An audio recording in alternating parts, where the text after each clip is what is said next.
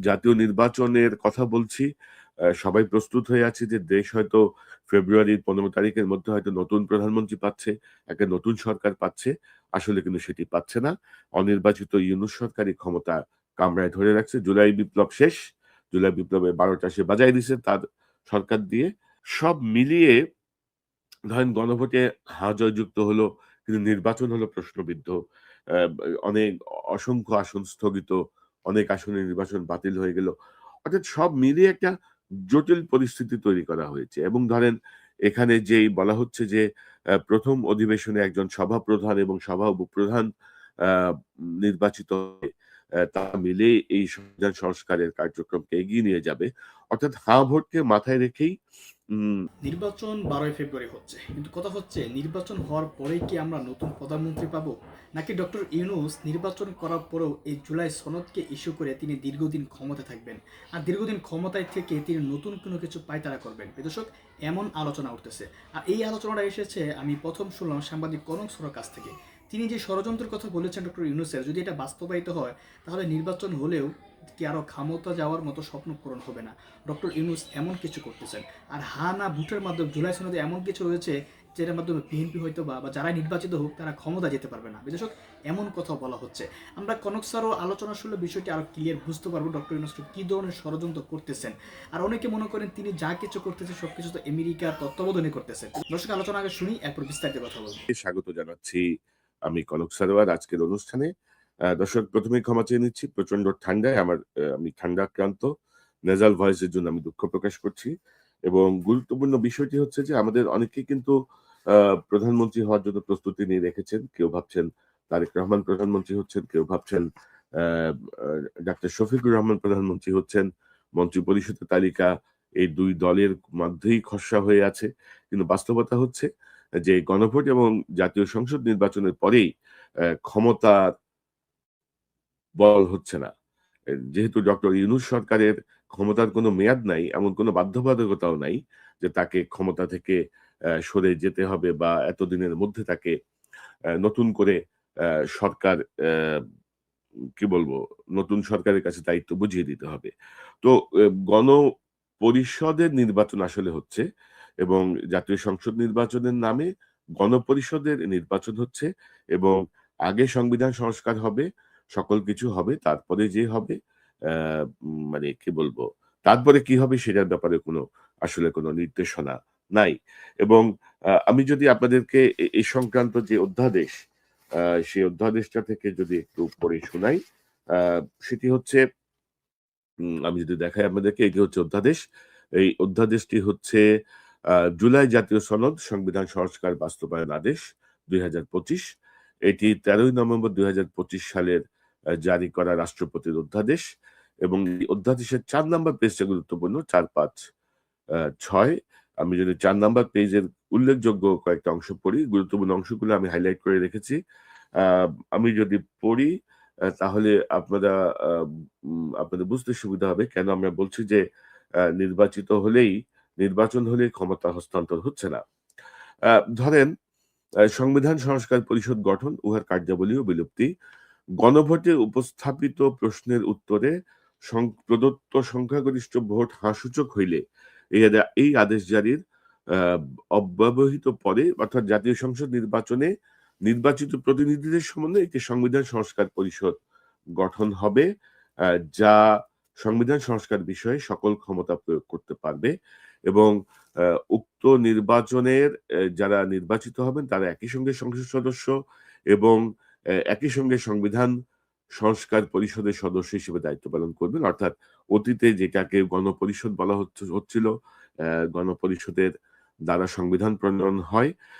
এখানে এটি হচ্ছে সংবিধান সংস্কার পরিষদের সদস্য অর্থাৎ এমপিরাই সংবিধান সংস্কারের সংস্কার পরিষদের সদস্য। পরিষদ উহার ১ম অধিবেশন শুরুর তারিখ হইতে ১৮০ কার্য দিবস। দর্শক, ১৮০ দিন না, ১৮০ কার্য দিবস। ১৮০ কার্য দিবস মানে আপনারা জানেন যে বাংলাদেশে ২৬ দিনে হয় ১ মাস।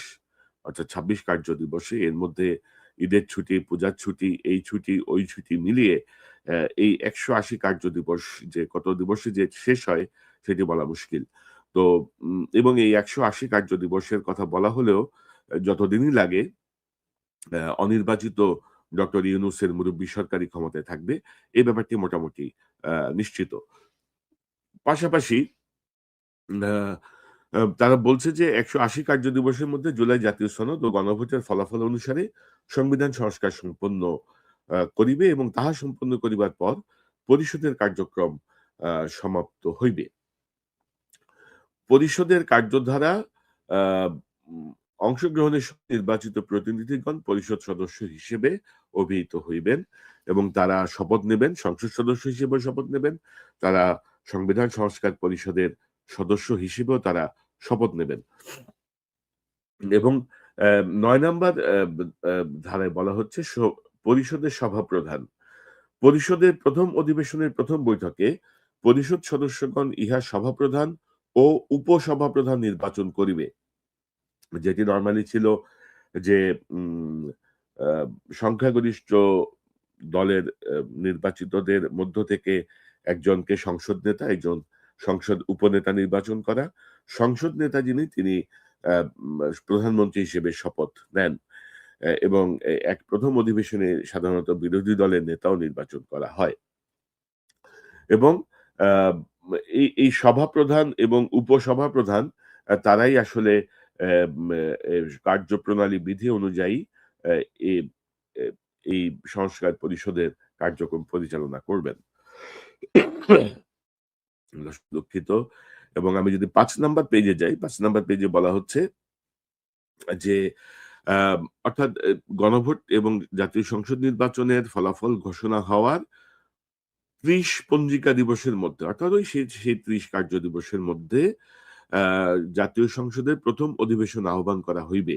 অনুরূপ পদ্ধতিতে পরিষদের ১ম অধিবেশন আহ্বান করা হইবে। অর্থাৎ এখানে ধরেন ৩০ দিন নাই। ৩০ দিন মানে ধরেন প্রায় ১.৫ মাসের মতো নাই ধরে রাখেন। এবং পরিষদ আ মানে ৬০ জন থাকলে কোরাম হবে। এই জাতীয় কথা বলা হচ্ছে এবং পরিষদের আ উম আ পরিষদের কোনো কার্যধারার বৈধতা এবং পরিষদ সদস্যদের বিশেষ অধিকার ও দায়মুক্তি জাতীয় সংসদ ও সংসদ সদস্যদের অনুরূপ হইবে। অর্থাৎ তাদের এক ধরনের ইন্ডেমনিটি দেওয়া হয়েছে, তাদের দায়মুক্তি। এবং বলা হচ্ছে যে উম আ তারা এই যে সংবিধান সংস্কার সম্পন্ন হওয়ার পরে যে সকল সংস্কার যেগুলো কার্যকর করা তা অবিলম্বে কার্যকর করা হবে এবং এক্ষেত্রে সরকার সকল যথোপযুক্ত ব্যবস্থা গ্রহণ করবে। পাশাপাশি এখানে বলা হচ্ছে যে উম উচ্চকক্ষ গঠন করা হবে এবং উচ্চকক্ষ কিভাবে গঠন করা হবে অ্যা সে ব্যাপারে মানে নিম্নকক্ষের নির্বাচনে প্রাপ্ত ভোটের সংখ্যানুপাতিক প্রতিনিধিত্ব আ প্রপোর্শনাল রিপ্রেজেন্টেশন পিআর পদ্ধতিতে তারা একটা উচ্চকক্ষ গঠন করবে এবং এই জাতীয় কিছু কথা বলা হয়েছে, উচ্চকক্ষের মেয়াদ সম্পর্কে বলা হয়েছে এবং এই জাতীয় বিষয়ে সকল আইন প্রণয়নের ক্ষমতা সরকারের এবং এই সরকার ইউনূস সরকারের। পাশাপাশি বলা হচ্ছে যে পরিষদ কর্তৃক গৃহীত সংবিধান সংস্কার চূড়ান্ত হইবে এবং উক্তরূপ সংস্কার বিষয়ে কোনো অনুমোদন বা সম্মতি প্রয়োজন হবে না।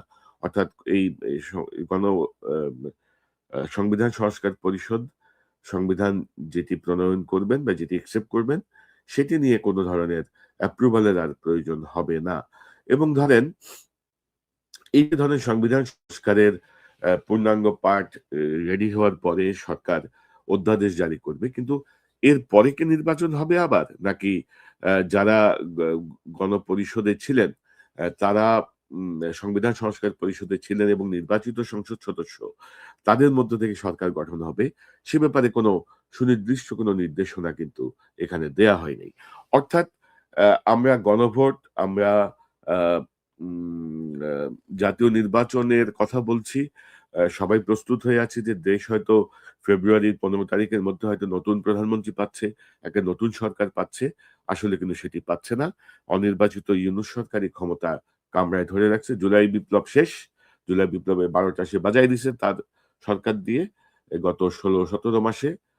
এখন ধরেন আরো মজা লুটতে হবে এবং আমার সন্দেহ হচ্ছিল। আমাকে কেউ বলছিল যে মার্চ মাসে নাকি ইউনূসের বিদেশের রাষ্ট্রীয় সফর আছে। তো এটা থেকে একটু কনফিউশন তৈরি হয়। পরে আমরা চেক ব্যাক করে দেখলাম পরিস্থিতি আসলে সুবিধার না আরকি।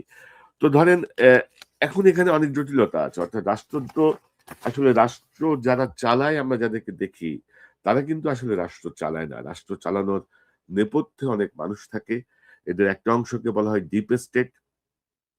এই ডিপ স্টেট এবং আরো কিছু প্রক্রিয়া মিলে ধরেন বাংলাদেশে একটি টোটাল একটা মাস্টার প্ল্যানের মাধ্যমে বাংলাদেশটাকে এগিয়ে নিয়ে মানে বাংলাদেশটাকে পরিচালিত করা হচ্ছে এবং আপনারা যদি দেখেন যে আ উম বিএনপি জামাত এই ২ টা দল হাসিনার ১৫-১৬ বছরে মানে মে হত্যার শিকার হলো, গুমের শিকার হলো, আম নির্মম নির্যাতনের শিকার হলো, বছরের পর বছর জেল খাটলো।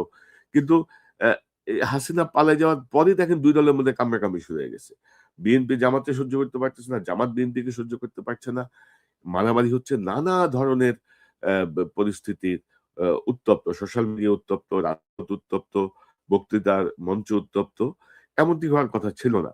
এখন ধরেন গণভোটে যদি হা জয়যুক্ত হয়, তাহলে ধরেন এখানে একটা সংখ্যাগরিষ্ঠ আ এবং সরকার যদি কোন একটা দল যদি সংখ্যাগরিষ্ঠতা পায়, তাহলে ধরেন সিনারিও একরকম।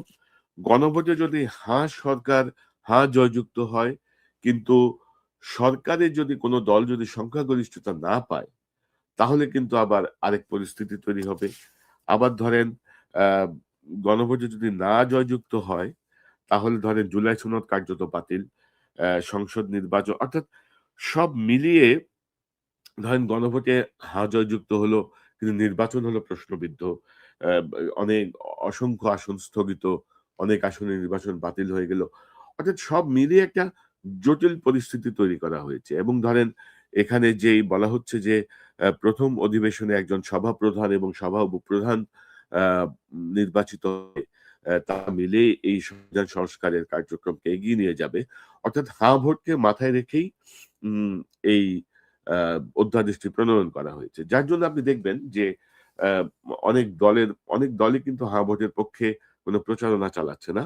বিএনপির পক্ষ থেকে একবার বলা হয়েছিল যে যেভাবে কথা হয়েছিল পরবর্তীতে তারা তাদের মতো করে অনেক কিছু পরিবর্তন করেছে। অর্থাৎ এই এই ইউনূস, ডক্টর ইউনূস এবং তার নেতৃত্বাধীন যেই মুরুব্বি এবং অপদার্থ সরকার, সেই সরকার আরো ক্ষমতায় থাকতে চায়। কমপক্ষে ধরেন ৮-৯ মাস ক্ষমতায় থাকতে চায়। এর মধ্যে আর কোন খেলা খেলে কিনা, এর মধ্যে আর কোন খেলা খেলে তারা আরো লম্বা করে কিনা, এটি আসলে উম বলা খুবই মুশকিল। এবং যদি এমন হতো যে অ্যাম অ্যা ১ম অধিবেশনে একজন সংসদ নেতা নির্বাচিত হবেন, সংসদ উপনেতা নির্বাচিত হবেন এবং বিরোধী দলীয় নেতা নির্বাচিত হবেন। সংসদ নেতা প্রধানমন্ত্রীর দায়িত্ব গ্রহণ করবেন এবং এই সংসদের নেতা এবং বিরোধী দলীয় নেতা দুজন মিলে এই সংস্কার পরিষদের সভাপতি এবং সহ-সভাপতির দায়িত্ব পালন করবে এবং তারা দুজন মিলে এই সংস্কার প্রস্তাবের কাজগুলোকে এগিয়ে নিয়ে যাবেন। তাহলে ধরেন এক ধরনের ঐক্যমত্যের ভিত্তিতে আমরা কিছু কাজ করতে পারতাম। অর্থাৎ সামনে যেদিকে যাচ্ছে সরকারের যে ইনটেনশন বা ২০০৯ সালের নির্বাচনের যে অভিজ্ঞতা আমাদের মাথায় আছে, সেই জায়গাটায় কেন যেন মনে হচ্ছে একটা আ ঝুলন্ত সংসদের দিকেই ডিপ স্টেট বাংলাদেশকে নিয়ে যাবে এবং আ একটা জটিল একটা কেওয়াজ এ তৈরি হওয়ার দিকে আছে এবং জাতীয় সংসদ নির্বাচনের ধরেন আজকে জানুয়ারির ২৯ তারিখ আমার এখানে ৩০-৩১ এদিকে ২ দিন, ওইদিকে ধরেন ১১ দিন। ১৩ দিন আগে এই জাতীয় অ বক্তব্য আসাটা অত্যন্ত দুঃখজনক এবং ভেরি মাচ আনফরচুনেট যে ১৪০০ মানুষ জীবন দেওয়ার পরেও আমরা আ একটা শেপে আসতে পারলাম না। এখনো আমাদের ক্ষমতার কামড়াকামড়ি চলছে এবং যাকে আমরা বিশ্বাস করে রাষ্ট্র ক্ষমতায় বসালাম, যার উপর আস্থা রাখলাম সেই ইউনূসই এখন ক্ষমতার কাঙাল হয়ে বসে আছে। সেই ইউনূসই ধরেন জুলাইটাকে বেচে তার মতো করে ফায়দা লুটার চেষ্টা করছে। এটি অত্যন্ত দুঃখজনক এবং আমরা বিভিন্ন সময় বিভিন্ন ধাপে ভাগে আমরা কিন্তু বলেছি যে এই এই এই এই এই ইউনূস সরকারই জুলাই বিপ্লবটাকে শেষ করে দিচ্ছে এবং ১ম থেকে এ পর্যন্ত যদি দেখেন অ্যা যে কার্যক্রমগুলো নেয়ার জন্য বারবার বলা হয়েছিল, সেই জাতীয় কোনো কার্যক্রম নেওয়া হয় নাই। এই ইউনূস সরকার, এটা যে একটা সরকার ক্ষমতায় আছে, সে জাতীয় কোনো কি বলবো কর্তৃত্ব স্থাপন করতে ব্যর্থ হয়েছে। প্রশাসনের উপরে বলেন, সেনাবাহিনীর উপরে বলেন বা অন্যান্য সকল জায়গায় বলেন। এই যে গতকালই ডক্টর ইউনূসের এক বক্তৃতা শুনলাম, এই ফাইজলামি কথাবার্তা, আ সেই মোটিভেশনাল কথাবার্তা, বাংলাদেশীরা সব ভুয়া কাগজপত্র দিয়ে বিদেশে যায়। আরে ভাই, তুমি তো গত ১৬-১৭ মাস ক্ষমতায় আছো ভাই। তুমি কি করছো? একটা বাটপার ধরছো, একটা চোর ধরছো? কারা এই কাগজপত্রগুলো বৈধতা দিছে, কাউকে ধরে শাস্তি দিতে পারছো? খালি বড়, বড় কথা। তার সাথে আছে আসিফ নজরুল এবং ধরেন এই যে ইনটেনশন, এই ইনটেনশন আজকের ইনটেনশন না। এই ইনটেনশন কিন্তু অনেক আগে থেকে তারা উম ধরেন এগুলোকে নানাভাবে কিন্তু মানুষের মাথায় দিয়ে এক ধরনের পরিস্থিতি তৈরি করেছে এবং আমি যদি একটা বক্তব্য শোনাই আপনাকে, এটি গত বছরের অক্টোবরের একটা বক্তব্য, আসিফ নজরুলের একটা বক্তব্য। এটা যদি শোনেন তাহলে আপনাদের কাছে ক্লিয়ার হবে যে তারা অনেক আগে থেকে এই পরিকল্পনাগুলো নিয়ে এগোচ্ছে। জনৈক্যের বিষয় আজকে আমাদের এমনি জেনারেলি একটা আলোচনা হয়েছে জনৈক্যের বিষয়গুলো। একটা হচ্ছে আপনারা জানেন ঐকমত্য কমিশন দুইটা বিকল্প দিয়েছে। একটা হচ্ছে আপনার জুলাই সনদ বাস্তবায়ন আদেশ, তারপর গণভোট, তারপরে 270 দিন মধ্যে না হলে স্বয়ংক্রিয়ভাবে আপনার সংবিধান সংশোধন হয়ে যাবে। তো এটা একটু মানে এরকম কোনো নজির আছে কিনা বা এটা আদৌ সম্ভব কিনা এটা আমরা দেখব। আরেকটা হচ্ছে এই দায়িত্ব নির্বাচিত সংসদের হাতে ছেড়ে দেওয়া। এই দুইটা আপনার বিকল্পের মধ্যে এই দুইটা বিকল্পের মধ্যে কোনটা আসলে বেশি গ্রহণযোগ্য সেটা নিয়ে রাজনৈতিক দলের মধ্যে তীব্র মতবিরোধ রয়েছে। যেটা বলো, আমরা ফেব্রুয়ারির প্রথমার্ধে জাতীয় নির্বাচন করব, ঠিক আছে?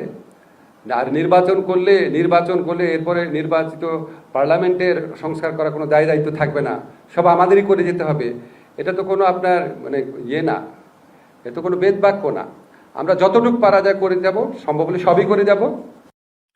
ইন্টেনশনটা বুঝতে পারছেন। আমরা যতটুকু পারবো করে যাব, সম্ভব হলে সব করে যাব। অর্থাৎ তার বক্তব্যই কিন্তু ছিল যে নির্বাচিত সংসদের উপরে দায়িত্বটা ছেড়ে দেয়া, কিন্তু তারা সেটি ছেড়ে দিচ্ছেন না। সো এখনো সময় আছে, যে ১৩ দিন সময় আছে, এই সময়ের মধ্যে আমি মনে করি রাজনৈতিক দলগুলো ডক্টর ইউনূসের সঙ্গে কথা বলেন।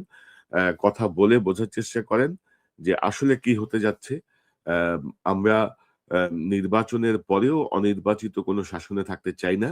বিশেষত গত ১৬-১৭ মাস আমাদেরকে শাসনের যেই রূপ দেখানো হয়েছে, শাসনের যে চেহারা আমরা দেখেছি, ডক্টর ইউনূসের কিছু মোটিভেশনাল স্পিচ ছাড়া সকল জায়গায় যে ব্যর্থতা এবং ইকোনমিক ক্ষেত্রে আমি যদি বলি, প্রবাসীদের রেমিটেন্স ছাড়া তেমন কোনো বড় সাফল্য নাই। এবং আপনি যদি দেখেন যে উম এ ইন্ডিয়া কার্ড এই ইউনূস খুব ভালোভাবে খেলতে পারে। কারণ জানে যে বাংলাদেশের মানুষের মধ্যে ভারত বিরোধিতার একটা বিষয় কাজ করে। ভারতের দ্বারা নিষ্পেষিত হয়ে হাসিনার প্রতি ভারতের যে আনুকূল্য, আ যে প্রভাব ছিল, সেই কারণে ভারতের প্রতি মানুষের যেই ক্ষোভ, সেই জায়গাটি আপনি যদি দেখেন, ইউনূস যেদিন দায়িত্ব নিতে বাংলাদেশে ফিরেছে, সেদিন বলেছে সেভেন সিস্টার নিয়ে এক কথা। এই যে গত কয়েক আগে আ আম আ ইকোনমিক জোন বাতিল করে দিয়েছে।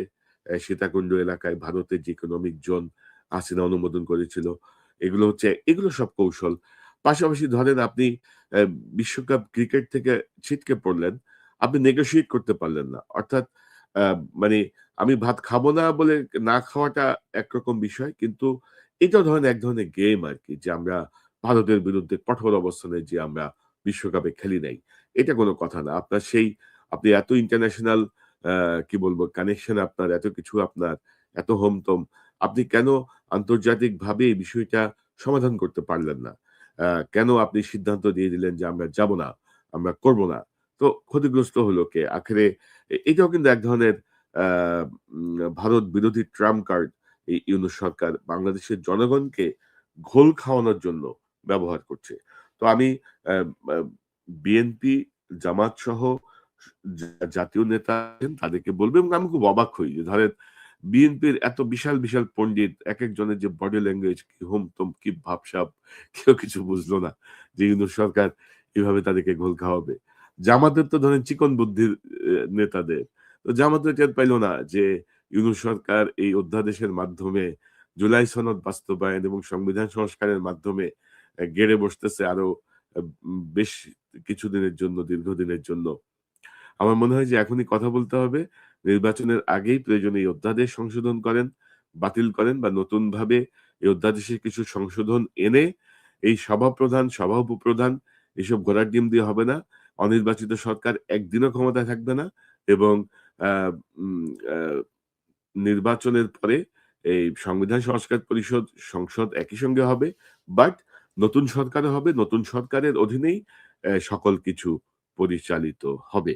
কারণ আমরা আশা করি হাঁ জয়যুক্ত হবে এবং হাঁ জয়যুক্ত হলে এখানে এটি পরিবর্তন বা এটি না করে কোন সরকারের পক্ষেই আসলে থাকা মুশকিল হবে। আর যেহেতু ছাত্র জনতা, জনগণ আ সতর্ক পদক্ষেপে আছে এবং ইনফেক্ট এই জুলাই বিপ্লব বা হাসিনাকে হটানোর জন্য ছাত্র জনতার পাশেই বিএনপি, আওয়ামী লীগ সহ অন্যান্য রাজনৈতিক দলেরও কি অবদান কম? সবাই মিলেই তো এই প্রচেষ্টা। সো সেই জায়গাটায় অনির্বাচিত ইউনূসকে মাথার উপরে ছড়ি ঘুরাইতে দেওয়ার কোন সুযোগ নাই। নির্বাচিত সরকার দায়িত্ব গ্রহণ করবে এবং একই সঙ্গে তারা এই হাঁ জয়যুক্ত হবে আমরা আশা করছি। সেই অনুযায়ী সংবিধানে বিতর্কের মাধ্যমে সংবিধান সংস্কার করে তার গেজেট জারি করে সংবিধান সংশোধন করবে। আমরা সে প্রত্যাশা করি রাজনৈতিক দলগুলোকে আহ্বান করব, আপনারা অত্যন্ত দ্রুত কার্যকর পদক্ষেপ নিন। না হলে ইউনূস গং বাংলাদেশের রাষ্ট্র ক্ষমতা থেকে বিদায় হবে না। কারণ তারা প্রটোকলের মধ্যে পেয়ে গেছে। তারা তাদের আখের আরো গুছাতে চায়। এই প্রায় ৯০ বছরের কাছাকাছি বয়সেও আরো আখের গুছাতে চায়। এই বয়স্করা এত লোভী হতে পারে, এত ধূর্ত হতে পারে, আমি আমি আমার হিসেবে আসলে বুঝি না যে তারা কি করতে চাচ্ছে, কেন করতে চাচ্ছে? কেন এই ছাত্র জনতার অ্যা এই রক্তের উপর দিয়ে তাদের লোভের বাস্তবায়ন তারা করতে চাচ্ছে। তো দর্শক এই পর্যন্তই। আমরা দেখি রাজনৈতিক দলগুলো কি করে, কি পরিস্থিতির দিকে যায়। আ আমরা পর্যবেক্ষণে রাখছি। নিশ্চয়ই আমরা পরবর্তী সময়ে আবার এই বিষয়গুলো নিয়ে কথা বলব। আ আজ এ পর্যন্তই। দর্শক ভালো থাকুন। এই চ্যানেলটি সাবস্ক্রাইব করে আমার পাশে থাকুন। এই চ্যানেলের মেম্বারশিপ নিয়ে আমাদের পাশে থাকুন। আবারও দেখা হবে ইনশাআল্লাহ। আসসালামু আলাইকুম। দর্শক আলোচনা শুনেছেন, শুনে বুঝতে পেরেছেন আসলে ডক্টর ইউনূস মানে কি ধরনের খেলা খেলতে পারেন। তবে আমি এখানে দ্বিমত পোষণ করতে চাই এজন্য যে ডক্টর ইউনূস তো নির্বাচনই দিচ্ছিলেন না বা দিবেন না এমন কথা উঠছিল, কিন্তু শেষ পর্যন্ত ডক্টর ইউনূস যেটা বলেছিলেন তার টাইমের ভিতরে নির্বাচন তিনি দিয়েছেন। তো ডক্টর ইউনূস এখন নির্বাচন হয়ে যাওয়ার পর তিনি দীর্ঘদিন ক্ষমতা থাকবেন, তিনি এই স্বপ্ন দেখবেন, আমার মনে হয় না বাস্তবায়িত। এতটুকু সময় তিনি থাকতে পারেন, জুলাই সনদটা বাস্তবায়ন করতে যতদিন সময় লাগে এই সময়টা তিনি নিতে পারেন। এটা নিবে, এটা কিন্তু স্বাভাবিক একটা ব্যাপার, এটা নিতে হবে তাকে, আর এটার জন্য তিনি ক্ষমতায় ছিলেন। তো এই এতটুক সময়কে এখন বলা হচ্ছে যে এই নির্বাচনের পরও আরও তিনি ২-১ বছর ক্ষমতা থাকবেন। এটা আমি বলবো শুধু প্রোপাগান্ডা। এটা শুধুই মাত্র আসলে মানে নতুন একটা ডক্টর ইউনূসের বিরুদ্ধে প্রোপাগান্ডা শুরু হয়েছে। কারণ প্রোপাগান্ডার মধ্য দিয়ে এই গত ১৬ মাস গিয়েছে, এখনো যাচ্ছে। তো ডক্টর ইউনূসের সরকাররা যে আসে অথর্ব সরকার, এটা কিন্তু আপনি ভুল বলতে পারবেন না। একটা দুর্বল সরকার, যেই সরকার কখনো বাংলাদেশ শাসন করার মতো ক্ষমতা রাখে না, এমন একটি সরকার হচ্ছে ডক্টর ইউনূস সরকার। তো আমরা চাই নির্বাচন হওয়ার পর নির্বাচিত সরকারের কাছে ক্ষমতা যাবে।